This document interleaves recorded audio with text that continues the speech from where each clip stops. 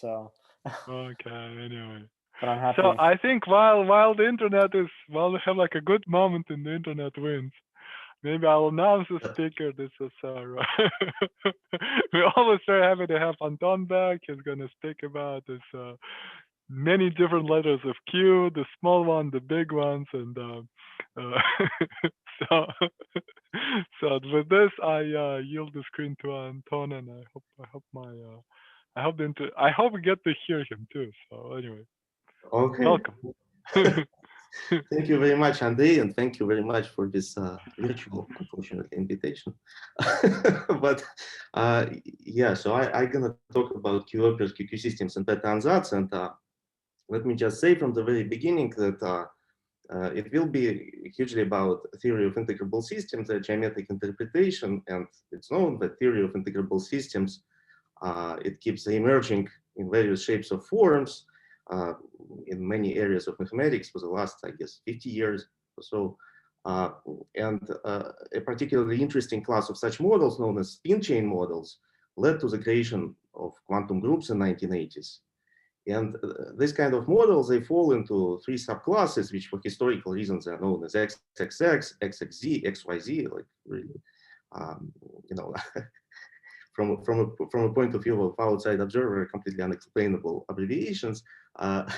They are characterized now as being related to Yangians, quantum groups, elliptic quantum algebras. Nevertheless, despite their impact on modern mathematics, the original methods for solving these models, known as Bethe Ansatz techniques, they remained for a long time, mostly like a physics or mathematical physics topic without relations to other areas of mathematics. So it started changing recently, hugely changing with huge impact which had enumerative geometry, and they school did. And I will talk about a different geometric interpretation related to q-Opers. So let me start from some historical things. So let me bring you, this is from Caltech archives. This is the last blackboard of Feynman. And among many other quotes in there on the board, which are fascinating, for example, what I cannot create, I do not understand. There is a phrase about understanding of Bethe Ansatz. This is what he planned to do, and here is a quote from one of the journal articles where he was fascinated by two-dimensional models which are solved by Bethe Ansatz, and understand it better. And we are still trying to understand that better now. So here is some historical background on these integrable models of statistical physics. There are spin chains, which we can develop ourselves for some time. And there are also vertex models, which we're not going to talk about. So there is a historical timeline from 1930s from Hans Bethe, who wrote the Bethe Ansatz solution, the first Bethe Ansatz solution for the Heisenberg model. Then there was introduction of some algebraic structures by Baxter and Young, known as Young-Baxter equation, Baxter operators, which we use till this day. And in 1980s, there was this algebraic revolution, development of the so-called quantum inverse scattering method by Leningrad School, leading to the discovery of quantum groups by Linfield and Jimbo. And now it's these models and the methods of solution, they're a textbook subject and established area of mathematics and physics. Right? So now let me briefly talk, and I won't talk about it a lot because that's, you know, I assume in this seminar you have heard a lot about it. So there is geometric interpretation 1, as I call it, of these models using quantum cohomology and quantum key theory. So the integrability, of course, in enumerative geometry, it started from the papers of the Brodin, Witten, Kiventhal, and so on. But recently there was a huge progress by Andrei and his school, and I don't know, this is just a bunch of references which you can look at. And this is a really fascinating, interesting subject. But what I'm going to talk about, and it's indirectly related to this, like it's a second geometric interpretation, and it's related to multiplicative connections, the multiplicative version of the standard connection on CP1 basically. And it is a generalization of the classic example. It's a Q-deformed version of the classic example of geometric Langlands correspondence, which relates Gaden models, which is like the sort of the classical limit of what I discussed before, and certain connections with singularities on CP1. Right, and there is a list of references which we have so far, and there are more coming on. So let me give you the plan. So first, I will give you an overview of Bethe Ansatz techniques, and I will talk about quantum groups just a little bit, and then I will describe what QQ systems are and how they're related to Bethe Ansatz, and I remind you this correspondence between Gaden model and operas.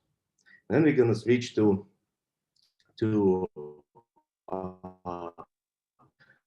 actually these multiplicative connections, which I announced, and the relation to QQ system, which is interpretation of Bethe Ansatz. And after that, it's this kind of major thing. And after that, we're going to discuss in detail SL case, the case of when your group is just SL. And if time allows, we're gonna jump to actually opers related to toroidal algebras. But this is if we have enough time. All right. So let me start from description of what XXZ models are. I will devote most of my time to XXZ, but a lot of geometric things which I can talk about, they can be applied to XXX and XYZ as well. But this is just the easiest part. So let's consider Lie algebra G, and we consider, let's assume that it's complex, simple Lie algebra, and let's look at the loop algebra, where we introduce parameter T, we can refer to that as spectral parameter. So and then let's associate to that a category of representations. So we're gonna take VI are finite dimensional representations of G, and these are related evaluation models, right? And evaluation means that we are evaluating T at certain value AI. Okay. So when we arrive to the quantum group version of it, so we deform our algebra. So what we get is non-trivial intertwiner. So when we interchange two models in our tensor category, we get a non-trivial intertwiner, which satisfies Young-Baxter equation, which is graphically beautifully illustrated here. So, and the generators of the quantum group, they appear as matrix elements of these R matrices, namely lie to different models. Right? And this is called Fourier-Verstehen-Taktagran construction. So, how all that is related to integrable models? So to introduce integrability, this is what we're gonna do. So we're gonna fix one element of that tensor category, which we discussed for quantum groups. We call it HFIS, physical space. And we introduce auxiliary model, which we're gonna call W of U. And then we let the R matrix act on it so that we supply it. So tilde here means that we supply it with just operator, formal operator, which interchanges two models. And this is basically what is called quantum monotony matrix, which I did denote it here. So this is matrix M of U. So this is R tilde, and we supply it with the twist parameter known as Z. So Z is just basically a diagonal matrix, which acts in this auxiliary model W of U. Right. So we're gonna take this monotony matrix M of U. Right. We take a trace, and it's a weighted trace of the R matrix, and that we're gonna call transfer matrix. Transfer matrix associated to this auxiliary representation W of U. All of them, they generate Baxter algebra. Sometimes it's called Baxter algebra, and sometimes it's called Bethe algebra. So you can oscillate between that. All right, and this is just illustration of the trace, like how to view it. That there are two directions, h phys and w of u, how you take a trace with the wave. Okay, so now integrability is the property that all transfer matrices related to different auxiliary volumes, they commute. And this is just a consequence of Young-Baxter equation. Now, there are special transfer matrices which are called Baxter q-Operators, and they generate entire Bethe algebra. So somehow they are related to not finite dimensional modules, W of Q, but infinite dimensional one. They're called pre-fundamental representations. Well, let me not dig into details, but the primary effect is they generate the entire Bethe algebra. And the primary goal for physicists is to diagonalize all the transfer matrices simultaneously. All right. So here is an example. Here is an example of first example, the XXZ Heisenberg spin chain. So that all modules which participate in this physics space, right, the space of states, is they're just two-dimensional. We have spectral parameters a1, an, and we can think about vectors in there if we just name basis vectors as spin up, spin down, as it is written, as it is depicted in here. We can decompose all the space of states in terms of those ones as indicated right here. Right? So this is yeah. Let me not dig into that. So this pencil sometimes works, sometimes not. So in any way, so this is just illustration of the basis vectors in this space, and yeah. So there is now there is an algebraic method, which is like an ancient method of how you diagonalize all the transfer matrices in this space, known as algebraic Bethe Ansatz. So let me not explain it, but give you the result. So the result is such that the eigenvalues they're generated by symmetric functions of beta roots. So in this particular case, these are this kind of equations. So that this Baxter q-Operator, which I was talking about earlier, they generate elementary symmetric functions of beta roots. And these are fascinating equations. This is something what I talked originally at the beginning of this talk. So it turns out that they have a lot of geometric interpretations. So, and as I said, the real challenge is to describe representation theoretic meaning of the q-Operator. So to find those pre-fundamental representations, and that's a problem which was solved by Fentel and Hernandez, following the papers of Bazhanov and Zamolodchikov earlier on. So yeah, that's all I wanted to tell about it. But this is what I was talking about. This algebraic Bethe Ansatz. This is kind of old-fashioned way of looking at it. So there are several modern ways of looking at Bethe Ansatz now. So one of them, and it's related to enumerative geometry, it's the so-called quantum Knyzhnik-Zamolodchikov equations. So you are looking at Q difference equations, which apply to functions. You can treat them as formal power series in terms of z parameters, and this z1, zk, they're just basically the diagonal elements of z, right? Matrix expansion, and the equation itself. Well, I wrote only the first one. This is the Q difference equation for those evaluation parameters. And what you see in the right-hand side, you see this bunch of products of R matrices with Z in there as well. So that right-hand side terms, they are known as non-local Hamiltonians.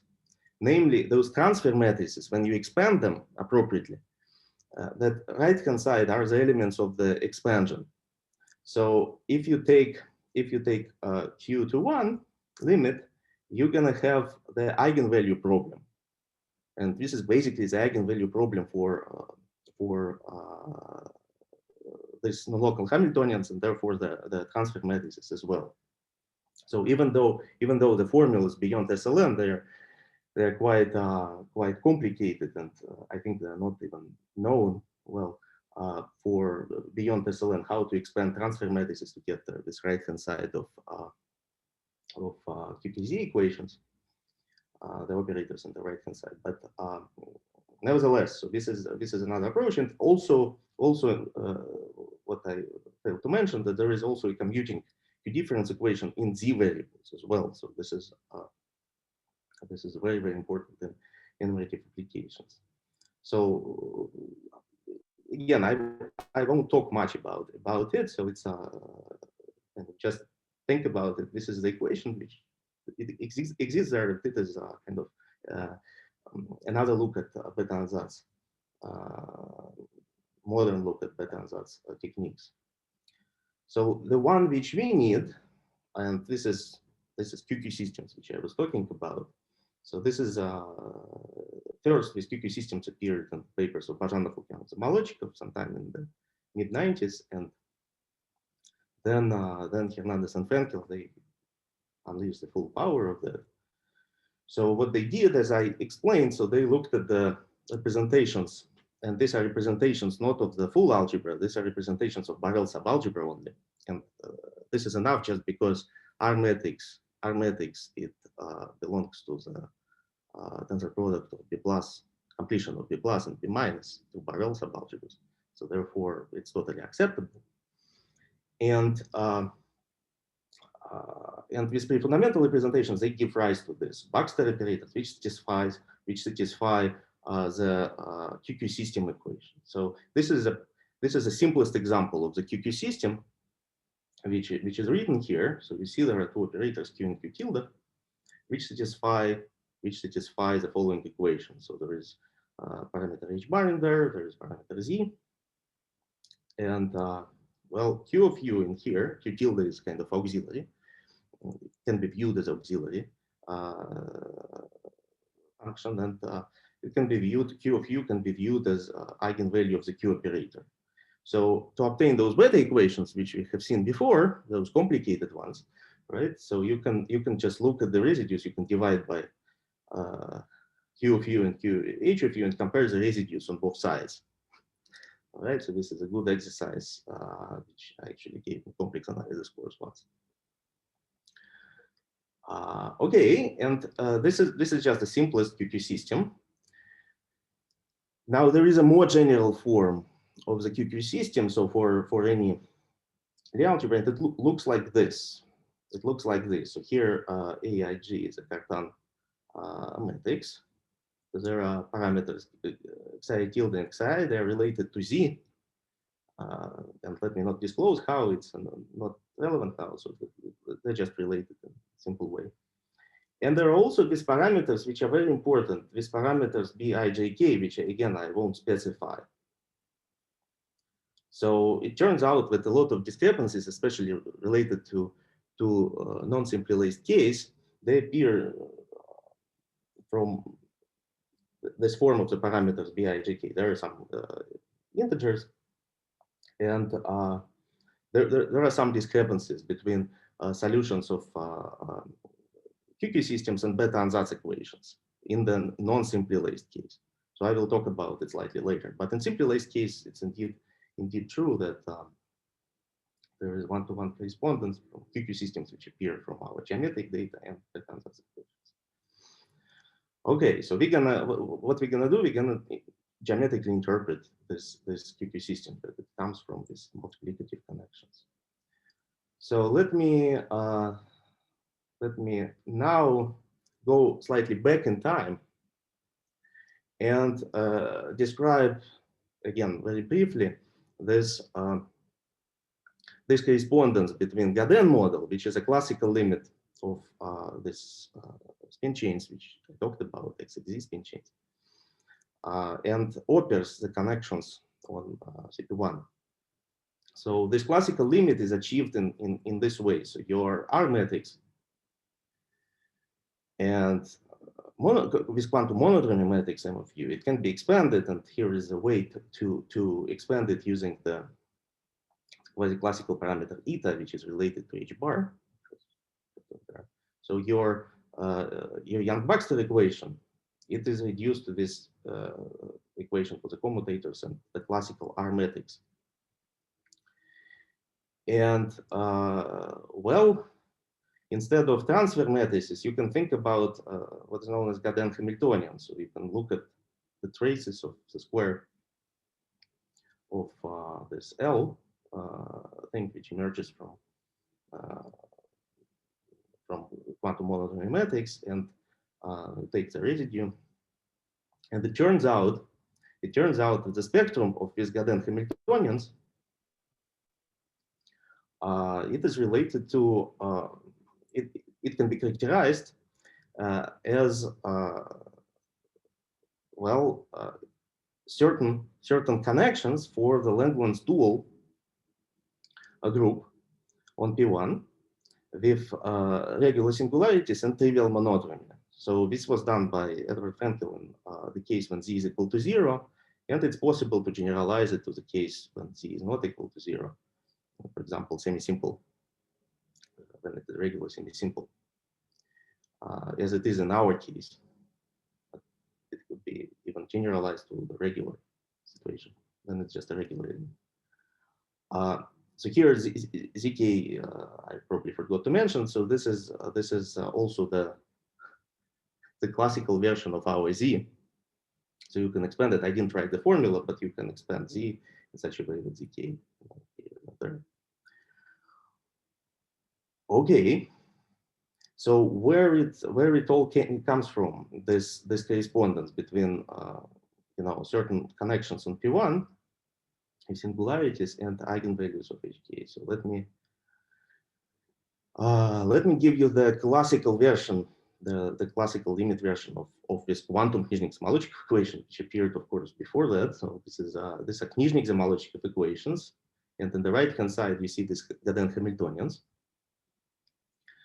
And of course, here there are two parameters. K is the central charge of the corresponding affine algebra, and h hat is a Dol-Coxeter number. So when k is equal to minus h hat, well, you get the eigenvalue problem, and the interpretation, and that's also the interpretation of solutions of QKZ equation and KZ equations. These are equations for the intertwiners of the affine algebra. So these are correlation functions for affine algebra. But here are two results which were very important for the theorem which I mentioned above. So this theorem of 2003. So one thing is that that completion of the center of affine algebra is critical level. So critical level is when k is equal to minus h check. So that is a critical level. It is isomorphic to Grothendieck algebra associated to Langlands dual algebra. So this is a Poisson algebra on the space of opers on the punctured disk, and this is a classical limit of what is known as W algebra. And another result, it's related to the study of this KZ equation, is that you can actually construct explicitly the eigenvectors of Grothendieck model from KZ equation using Wakimoto models, and the obtained Bethe equations, they arise from what is known as Muir transformation. A certain transformation, you're going to see it on the next slide, related to those connections. This is a way to reduce those connections basically to scalar operators. Question. Yes. So are you going to define what's an oper, what's I will give you oper? an example in SL2 case. Okay. Okay. And then we're gonna jump to the Q deformed case because otherwise it's gonna take an insane amount of time. Right? Thanks. So, yeah. So and all this, and let me jump to immediately to the example. All that led to the quantum Lagrange correspondence between conformal blocks of W algebra and the conformal blocks of Wieser-Witten model, the basically intertwiners of the affine algebra. So in the simplest case of SL2, the W algebra is the resulting W algebra is Virasoro algebra, and well, there are these correlation functions with for W algebras. They're subject to linear differential equations, and in this particular case, let me just throw it at you. So in this particular case, in the critical limit when k is equal to minus h check, which on the level of W algebra, it means the central charge goes to infinity, we will get the second order differential equation, second order differential operator, and it turns out that you can rewrite it below as well, operator of connection. And this is the example of oper with regular singularities. Regular singularities here are at the points ai, and this wj in there. These are the solutions of Bethe equations. So this is an example of oper connection, and the transformation from this operator to the second order operator. This is what I call Muller transformation. So what you do, you just consider the linear problem for this operator, and for the top element, it reduces to the second order problem. These are differential equation. The related differential equation is a differential equation for the conformal blocks of W algebra in this critical limit. All right. So this is a lot of stuff, and let me just finish this kind of section, and then we can jump to q-Opers and discussion. So let me say that well, recently, not so long ago, so there is Andrei, Mina, and Edward. They introduced a Q-deformed version of that, and they proved it in the AD case, explicitly identifying the conformal blocks of deformed affine algebra and W algebra. And in this case, conformal blocks, they satisfy QKZ equations. And what is expected that conformal blocks for W algebra are satisfying some difference equations, the same way as those differential equations they were for conformal blocks of W algebra. And this is where sort of Igor Frenkel met Edward Frenkel, and this is a question Igor could ask Edward. What is the geometric meaning of such H difference equation in the critical level? Supposedly there should be the analog of that. There should be some kind of oper connections, right? Those should be deformed oper connections. This is a question which we can address. So I usually do not put famous mathematicians into my talks, but I think in this case it was unavoidable. All right. So what is the path to answer? So those, remember I showed you the QQ system. So there is a classical version of it. There is a classical version of that QQ system which we have. So W here stands for the Wronskian.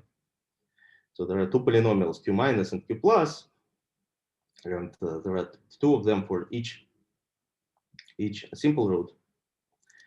And relation to Muller opers, those connections, those connections which Edward introduced, it's as follows. It's very, very simple, very simple connection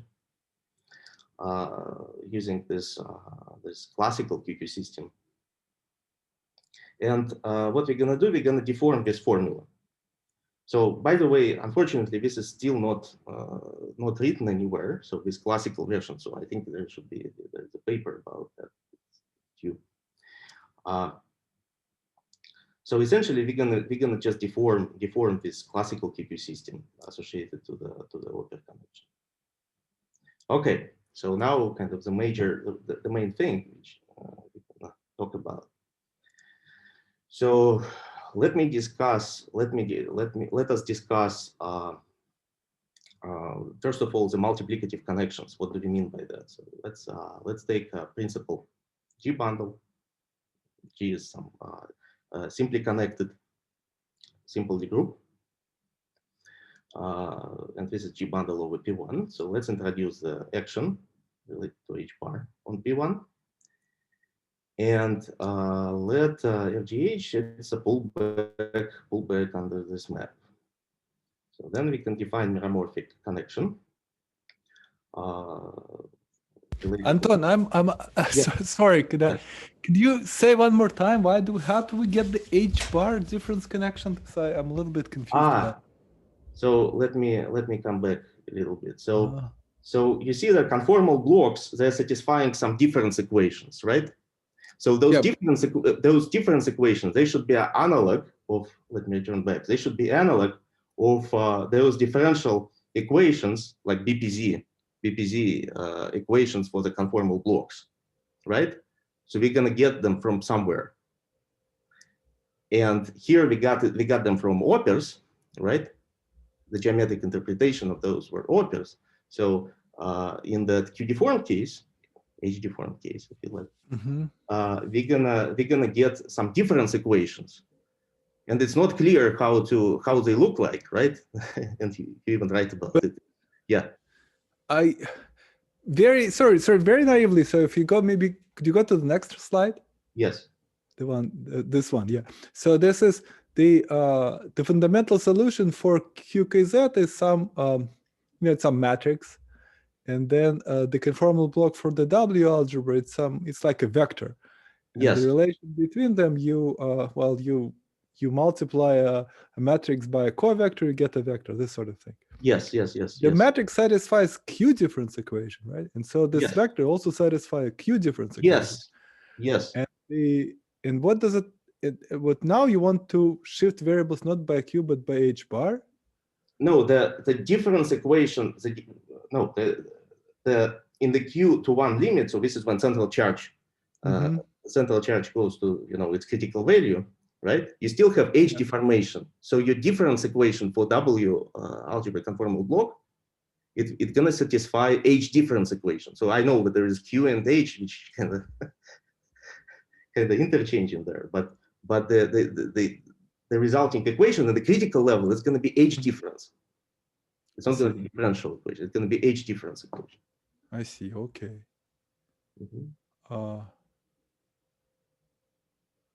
But so we didn't have any H difference equation before this Q to 1 limit. Why do you think at the Q to 1 limit there'll be some? No. It's there. We just don't know what it is. So in the classical case, we have differential equation. So well, it should satisfy the original equation in here. Where it comes from? It comes from singular vectors, right? Okay. Right. So you would expect that similar thing happens in the Q deformed case, right? Q H deformed case, right?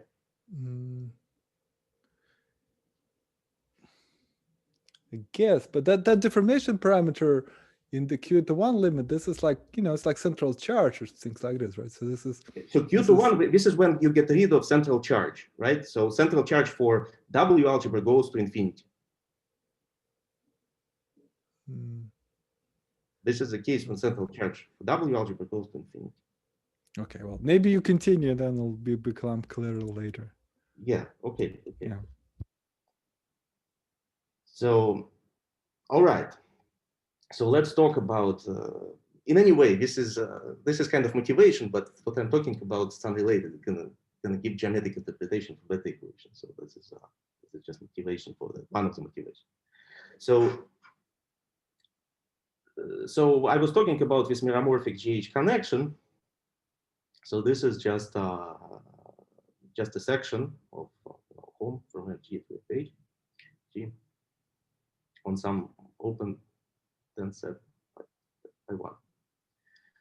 So then you can choose trivialization, and what you have is basically an element A of U, so that it transforms when you change trivialization in the following way, in the following simple way. And you can see that upon classical limit, when H goes to 1 in particular way, you have to be careful there. This gives you the transformation of a connection. Right, so this is a H-deformed version of that.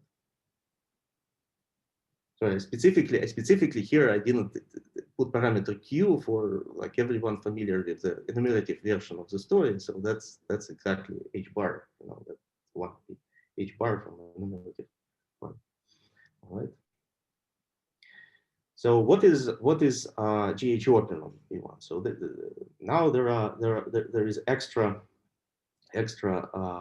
object in there. So there is a reduction to the lower barrel subgroup, so that your GH connection, it behaves in certain way. So now how does it behave? So basically, and let me just go to the last line. So basically, locally, it behaves as follows. So well, here SIs are simple reflections. Phi I are some certain functions. Alpha I check is simple co-roots. And well, you have n prime and n, which belong to n of u. This one omnipotent subgroup. And well, important thing which I want to mention here. So there is of course, you know, the product of SI is a Coxeter element, and what it means that this element belongs to the corresponding cell in the Brouillard decomposition, corresponding to the Coxeter element. But notice that I'm not fixing the order in this Coxeter element. So I'm not fixing it.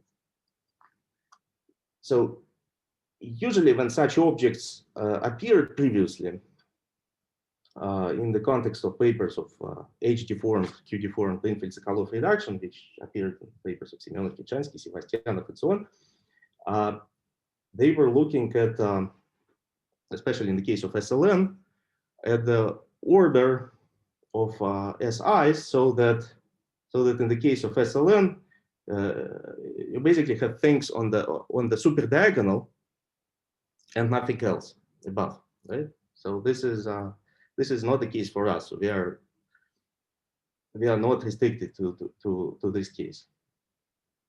So there is we are not fixing the order in the Coxeter element. So this is what you have to remember from, you know, definition of oper, that there is this connection, and it behaves in the following way with respect to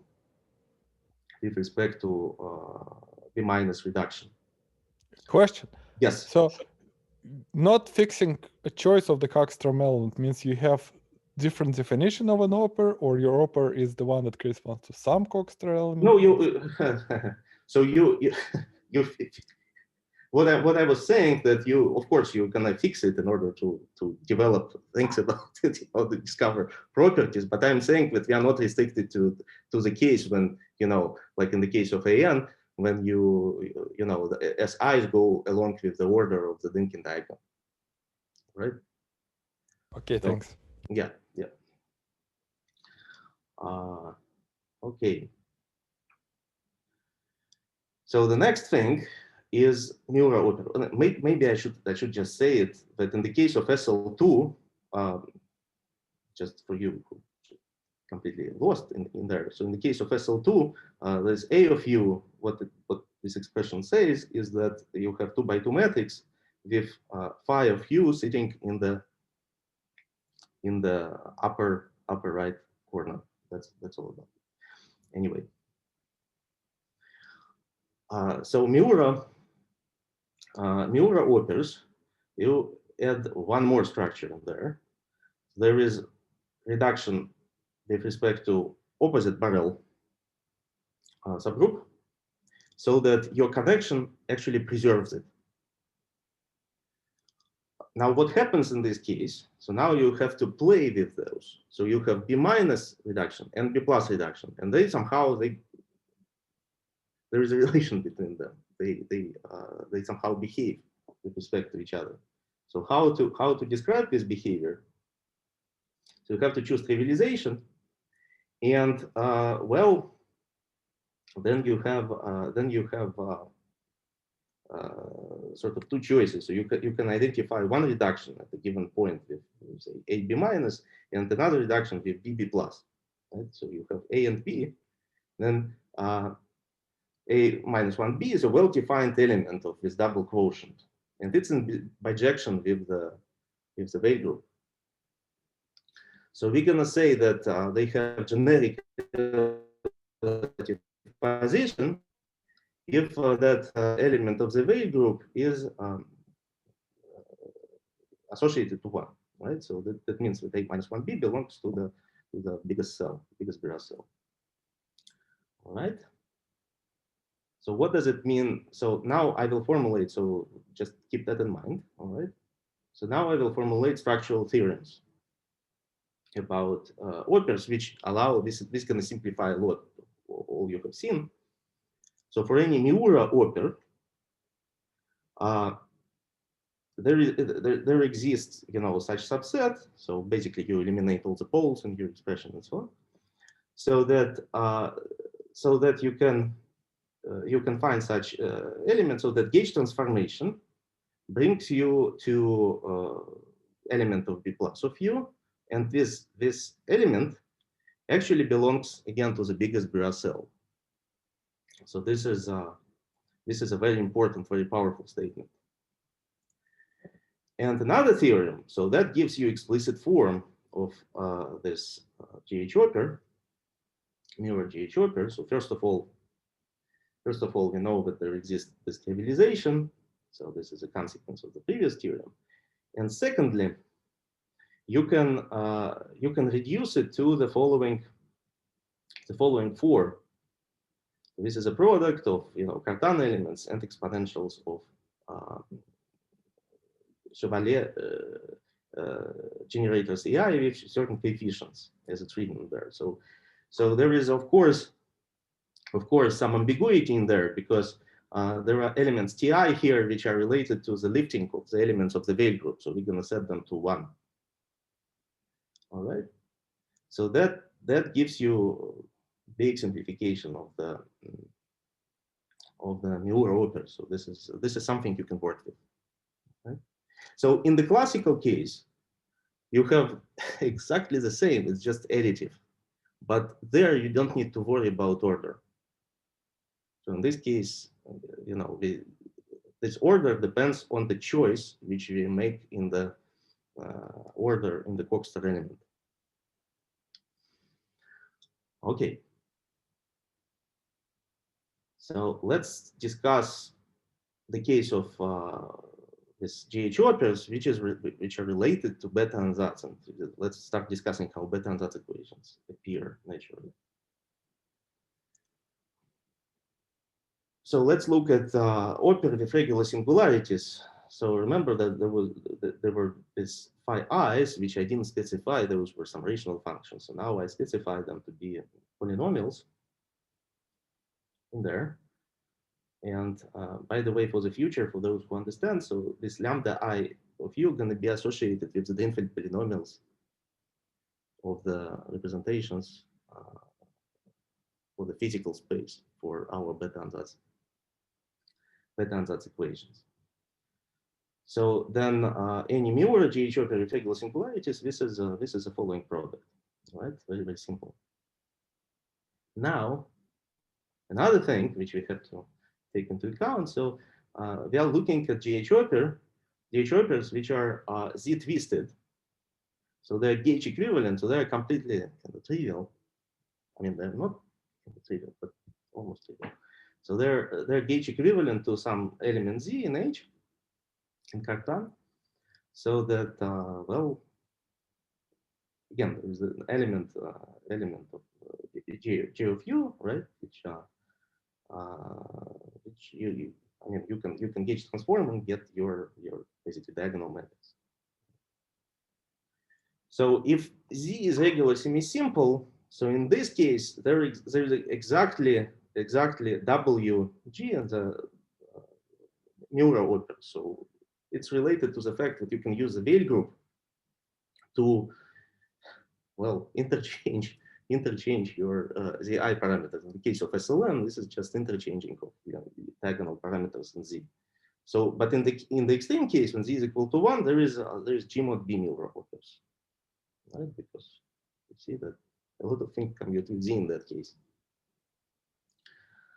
Okay. Now let's analyze that. Let's analyze that in detail. So let's associate to our Mura oper, which had explicit form. Let me remind you, it had explicit form. Sorry. It had explicit form that is written there. So there is GIs and lambda i's, right? So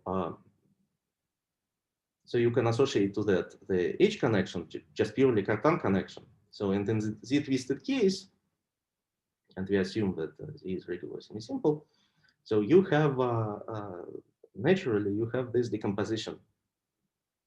Yes, it's written there using yi's, obviously, because you have this gauge transformation, which legalizes it. And this is the first fact. Secondly, let's look at the associated bundles and the fundamental representation for given fundamental weight.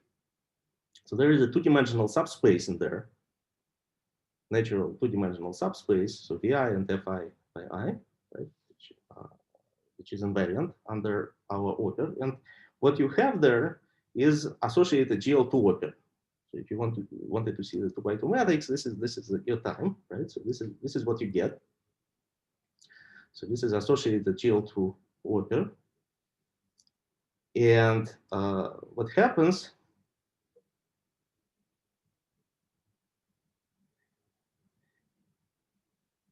and then we're gonna do the following. So we're gonna look at these GL2 opers, all of them at once. So we have R of them, where R is rank.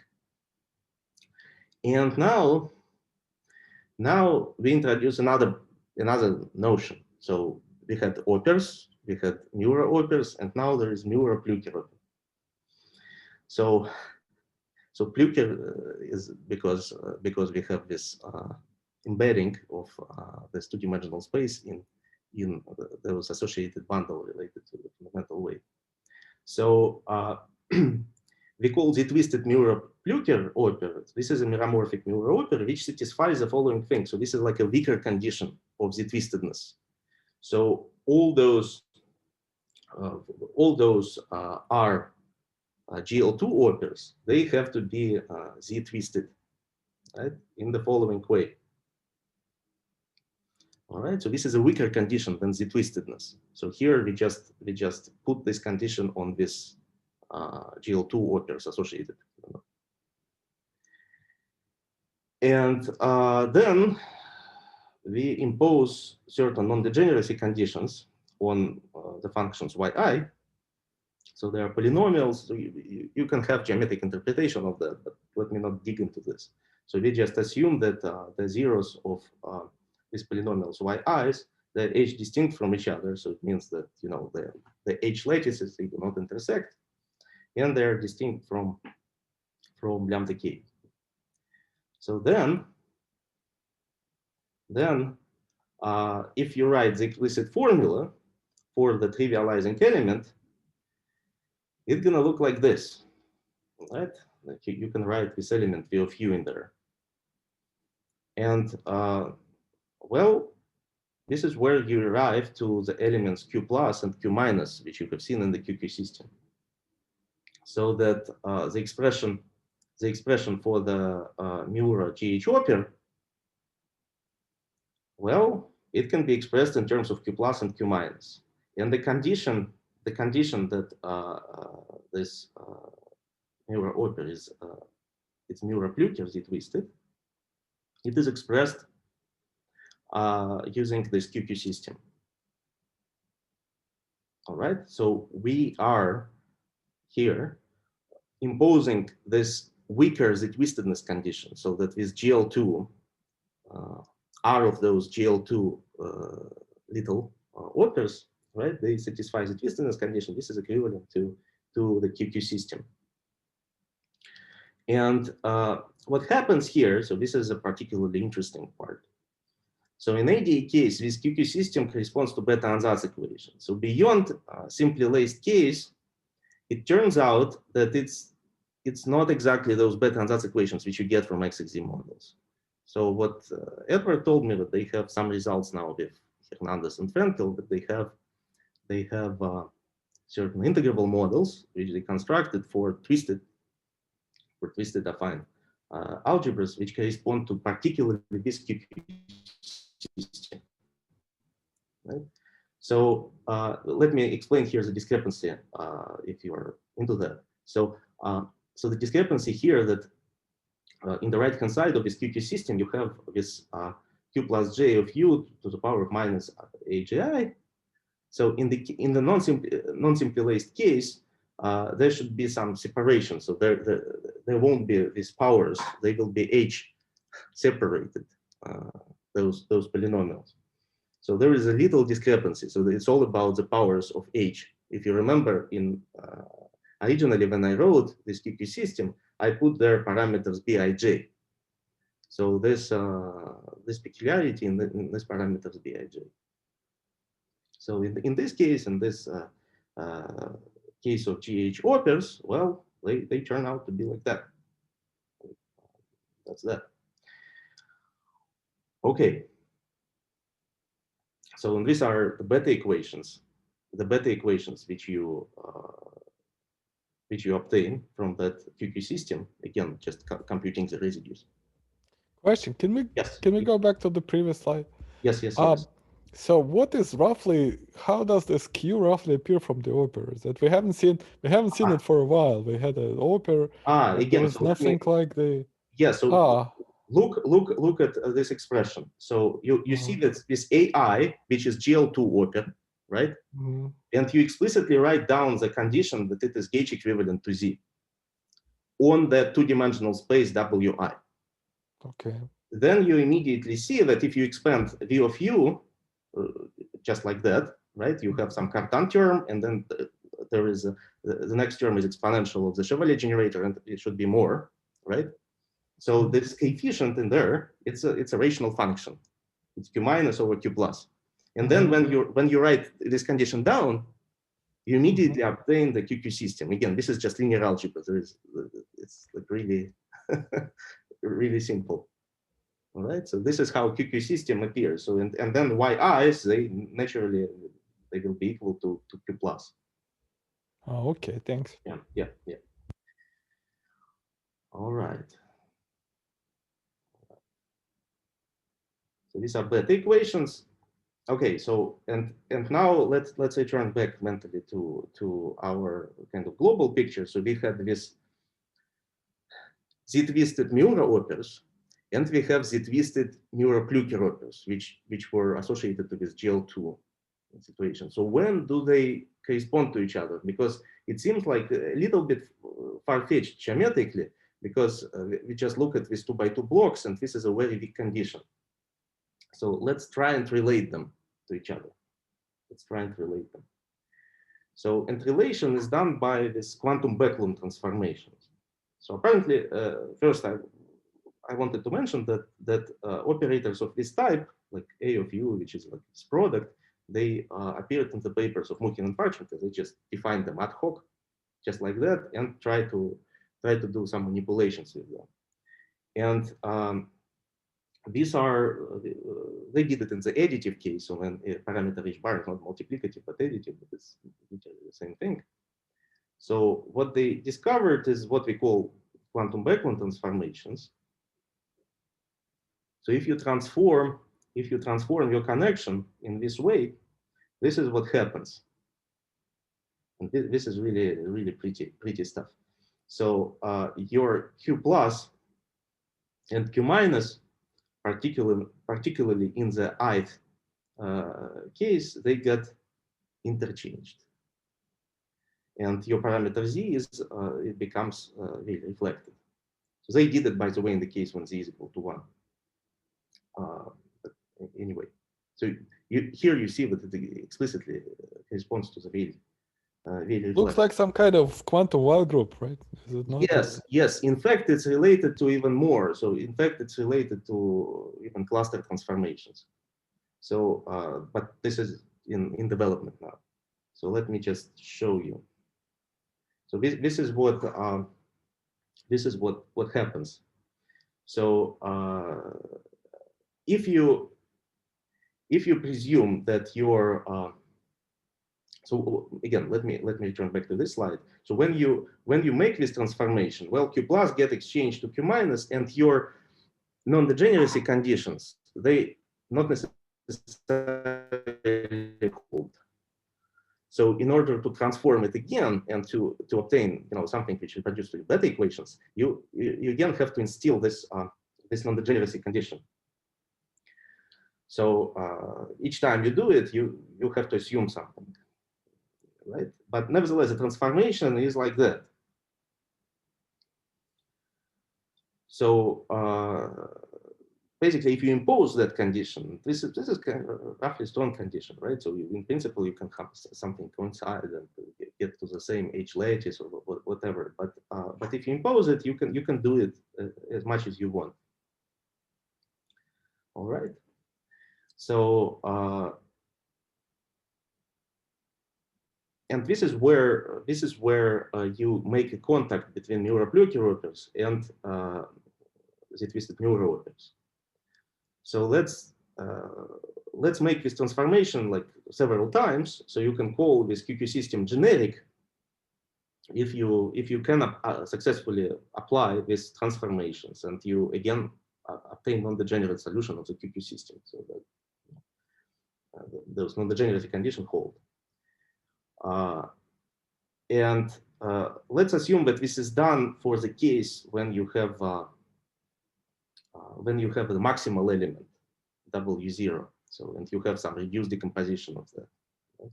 So we're gonna call the resulting system W0 generic.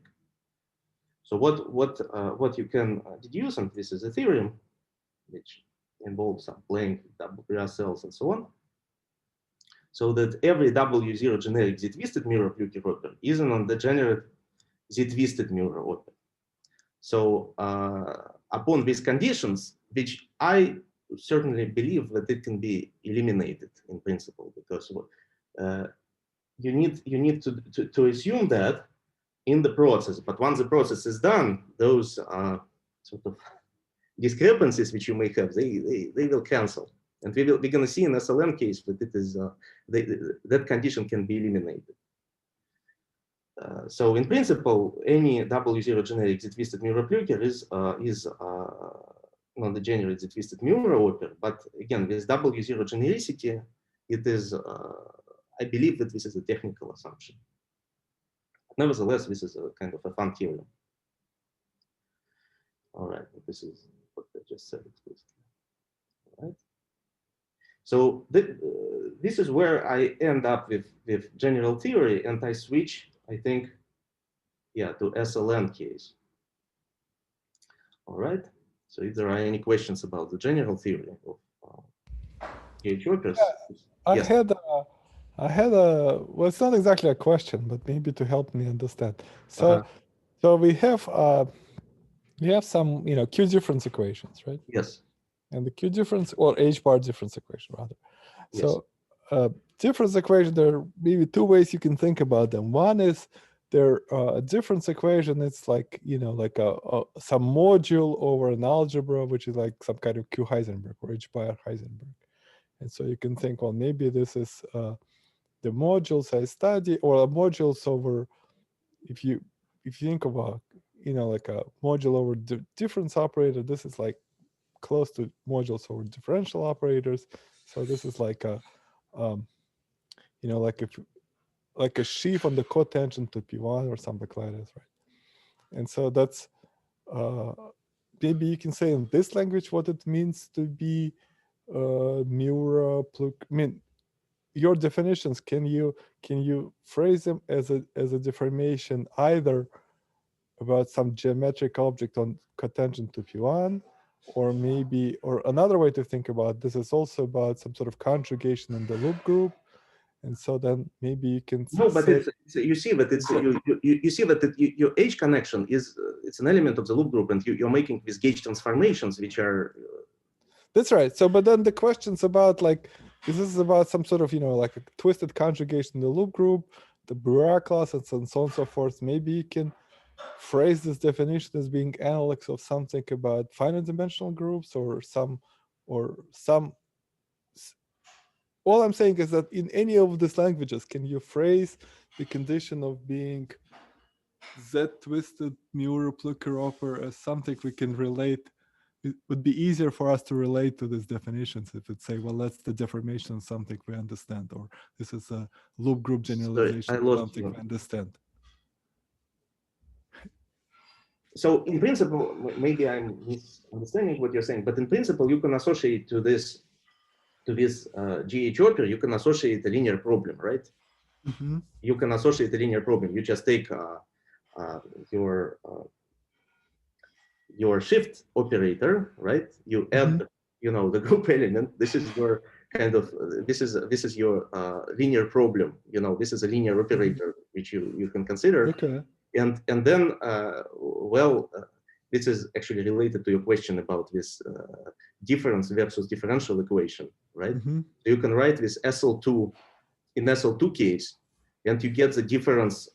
You get the difference equation the same way as you obtain this second order differential operator from oper, the same way you obtain the third order. No, the second order, of course, second order difference equation from this linear problem. As it's well, this wasn't really a question. It was more of a, yeah. I apologize. I didn't want no, to. I'm trying. I think it's more. I mean, many questions in math, I think, better it's well explained by deformation or by analogy. There, the two analogies here. There's the commutative analog, which is you just take like a sheaf on P1, and then maybe there's a finite dimensional analog, where instead of a loop group, you just take about some group G. Well, maybe it's not a question for now. Yeah, maybe it's a question for whatever, some other time. Yeah, no, I don't know. But let's look at SLN keys, because this is when people actually start seeing, the explicit formulas, and maybe. And meanwhile, I'll think about your question. Yeah. All right. So let's talk about SLN. So in this case, the QQ system is particularly simple. All right. So so in this case, you can when you do these Backlund transformations, this is what you get if you do them consequently. So from each level, you're gonna apply them one by one according to the Dynkin diagram. You obtain the sequence of equations. And well, let me write them down using these 5 elements, because it's just easier to grasp, which are just ratios of these Q operators. So what you get is actually, you get explicit formula for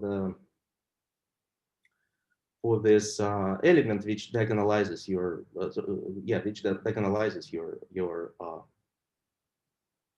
your twisted oper.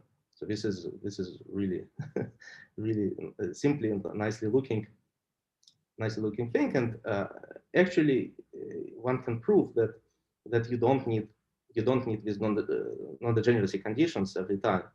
So this operator actually exists without that. So that's why I'm thinking that W0 genericity, it's not needed in general, but as far as now it kind of stands, but it's not in SLN case.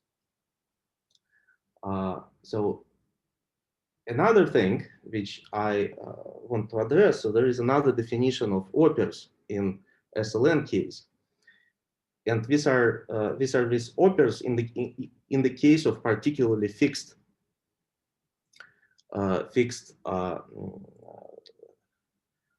order of Coxeter element. So by the way, I forgot to mention, maybe it was written, but I forgot to mention it, that the QQ system doesn't depend on order.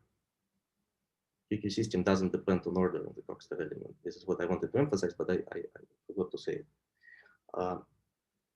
So there is another definition of opers in GL and SLN case, which is related to particular order when you have your simple reflections arranged according to the Dynkin diagram, so just one by one.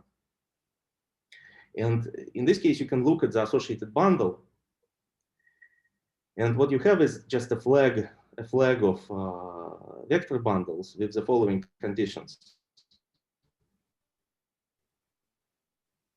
Right. So every time it's what it says in here that the elements in your group element, they're just lying, they're non-zero on the super diagonal, but everything else above it is zero. Right?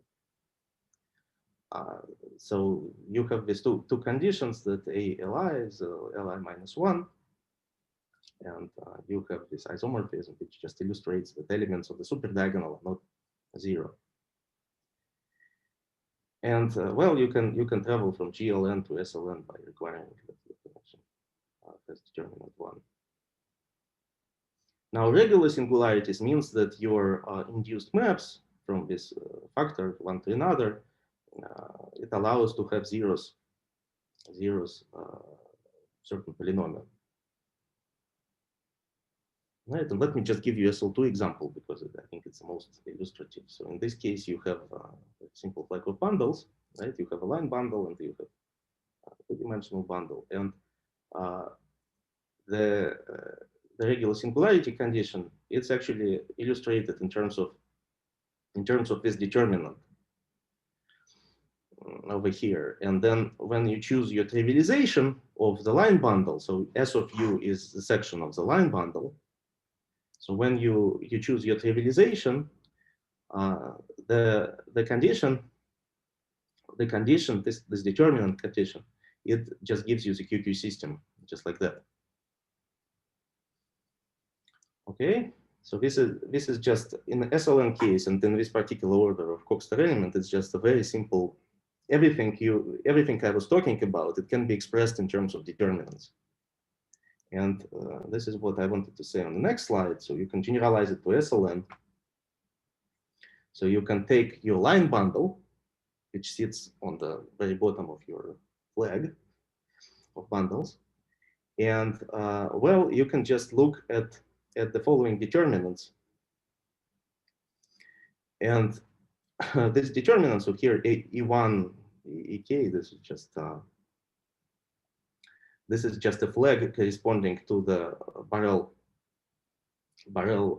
subgroup, which your oper preserves. So you can take the basis there, which is like a standard basis, and then in the S of U, it kind of generates the flag corresponding to your oper condition. This B minus part. So and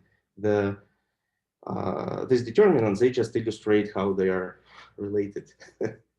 Basically, these two flags, and then the determinants actually produce with Q operators, Q elements of the QQ system.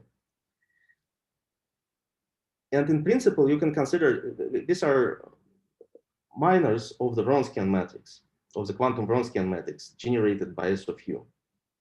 But in principle, these are just minor. Sorry, this is just minors. How they call it? The major minors, principal minors. Sorry, principal minors of this matrix. But in principle, you can just rearrange your rows, and this way you arrive to any kind of minors in this quantum Wronskian matrix, H Wronskian matrix. And all those minors, they gonna correspond to this transformations, background transformations of the QQ system, right? So what I'm trying to convey here is that this QQ system actually it's something what people have seen many times in cluster algebras, or even before. Lewis Carroll saw those relations between minors, and this is Lewis Carroll identity in the matrix, this quadratic relation which corresponds to QQ system in the Wronskian matrix. This is something what people used in cluster algebras, right? And what you can expect that there is a notion of generalized minor for any simple. So it may be that there is a third geometric interpretation of the QQ system which comes from there, and this is kind of now in the works. All right, and in SLN case, you can relate those easily using this formalism, which allows you to give a definition of an oper using this associated bundle. So I assume something like that happens in the general case as well. Okay, so now let's discuss. I still have some time, so let's discuss some applications of what we have in SLN case. So first of all, the elements of the section S. This corresponds to the case when your oper is diagonalized. It is just Z, right? So you can relate these elements of the section with elements of the QQ systems, which are background transformed. Really nice way.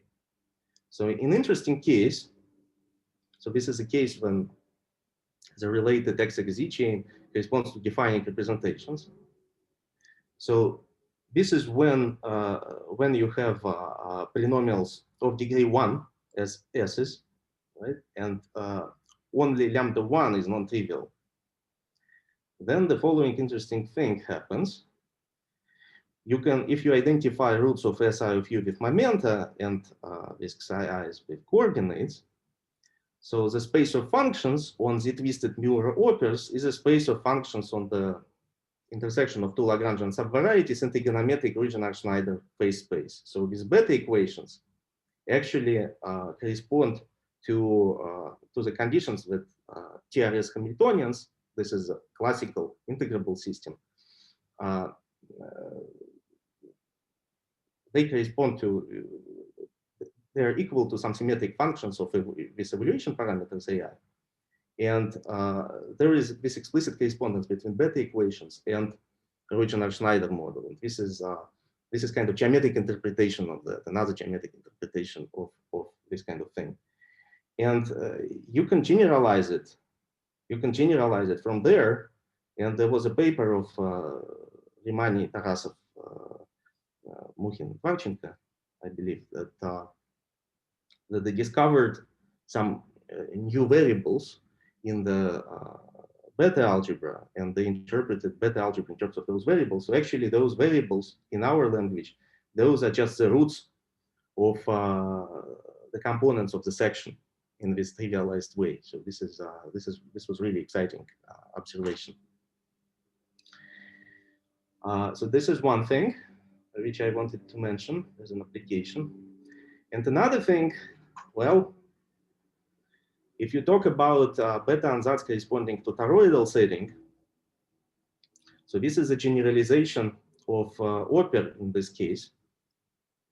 So you just go things go wild to plus and minus infinity. So this is just SLN oper, but you know, you can write it down as infinite product. And if you look at the QQ system, which is infinite now, and impose periodic condition so that it corresponds to automorphism of the infinite Dynkin diagram. So then upon this periodic condition, your QQ system actually, this infinite SLM QQ system converts into the QQ system, which gives you Bethe equations for toroidal case. All right. And that leads to a lot of interesting things which are now in the works.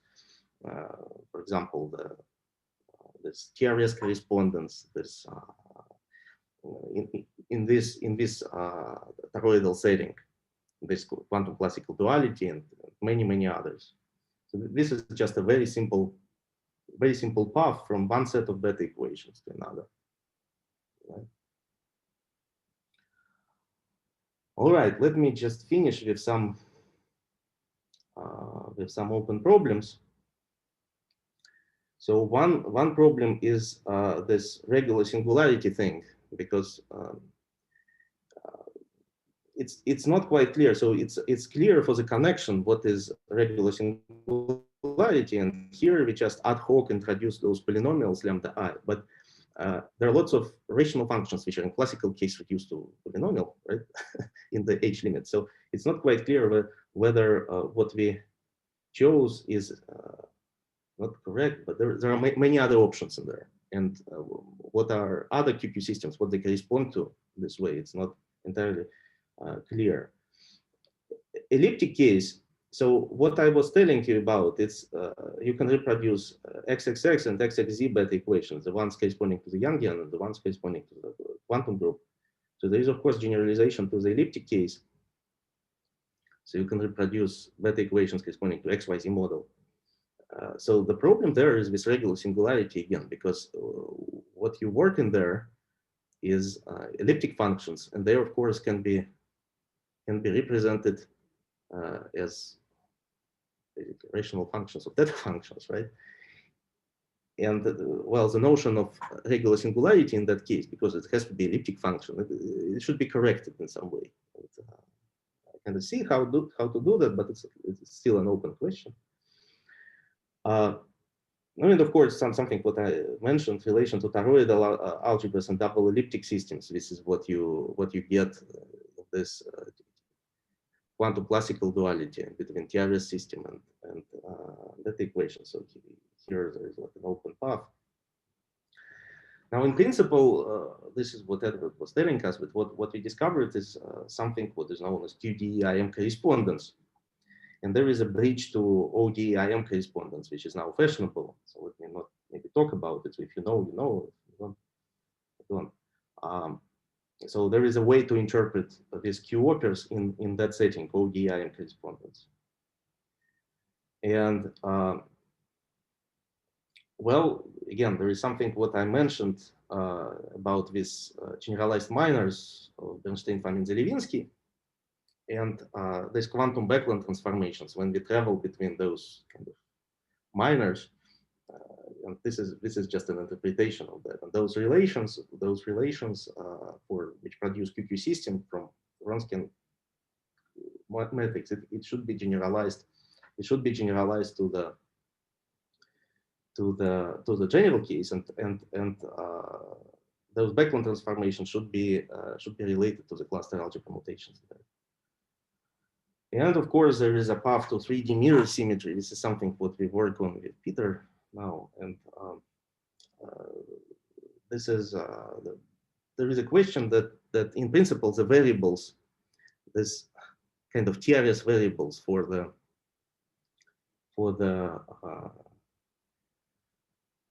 in the toroidal case, they can be used to show that the Hilbert scheme is self-dual and maybe more. So that there is some work in that direction. So let me maybe stop in here, and I will listen to questions. Super, thank you. How about questions?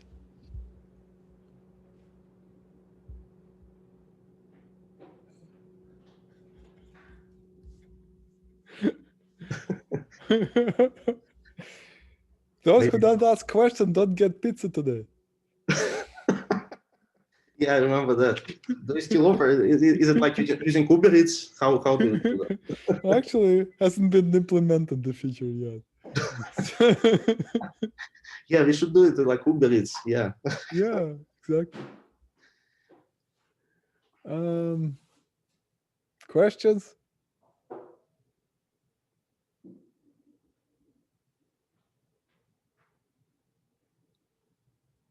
Actually, Right. I have a question to you. Okay. This works this way too. Yeah. Yeah. So, so as I explained, so there is a very simple path from one QP system to another for toroidal situation. So there is this periodicity condition which you just impose, and so what it corresponds to, but basically you just rolling around your linking diagram. So again, it's not a question; it's like a philosophical statement. So do you have something similar in your enumerative explorations?